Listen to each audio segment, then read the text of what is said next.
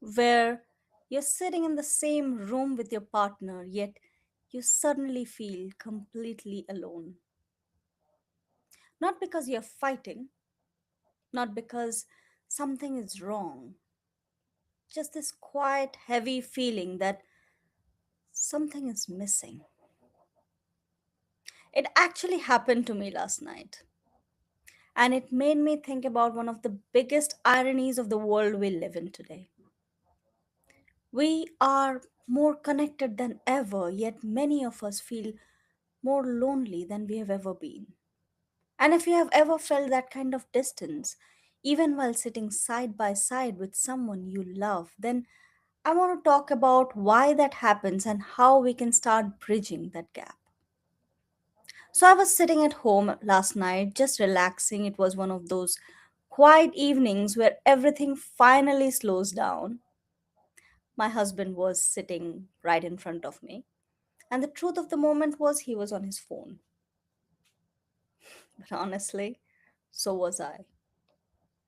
I was scrolling, mentally mapping out what I wanted to talk to you all about today, planning my week, looking at my coaching sessions. I was busy. Then I paused, I looked up, and I saw us. Two people sitting in the same room together, yet living in two completely different worlds. And in that second, I felt that wave of loneliness creep in. And even as a relationship coach, those questions start to whisper. Is there a gap between us? Is something missing? But as I sat there with that thought for a moment, I realized something important. That loneliness wasn't about the person sitting across from me, it was something happening inside me. Because somewhere along the way, we have started believing this idea that our partner should fill every emotional space in our life. We start thinking that if we feel lonely, the relationship must be broken. But a couple of generations ago, we didn't expect one person to carry everything. We had a tribe of people around us. Today, even though we are connected through technology, many of us are actually living in silos. We place all the pressure and all the expectation on one single person.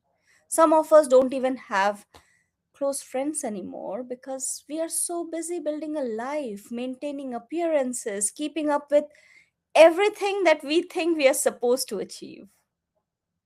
We have ambition, we have career goals, we have money to earn, we have an image to maintain. We are constantly chasing the next milestone, the house, the travel, the lifestyle that tells the world we made it. But here's the thing I see so often. While we are busy building the appearance of a full life, we are quietly living an empty one. We spend more time building things than building memories, more time acquiring than connecting. And that gap doesn't show up through big dramatic explosions, it shows up in quieter ways, in the silence of the on the sofa. Loneliness happens to everyone.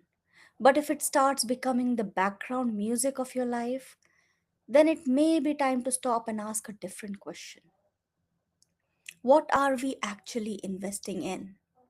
Because connection isn't something you can outsource to a vacation or a bigger house or the next lifestyle upgrade. It's something you have to intentionally create, often in the quiet, ordinary, sometimes even boring moments of everyday life.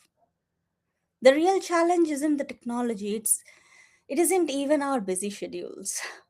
The real challenge is that we have become so consumed with chasing the next thing that we have stopped being present for the right now. We are so focused on the destination that we have forgotten how to actually experience the journey with the person standing right next to us.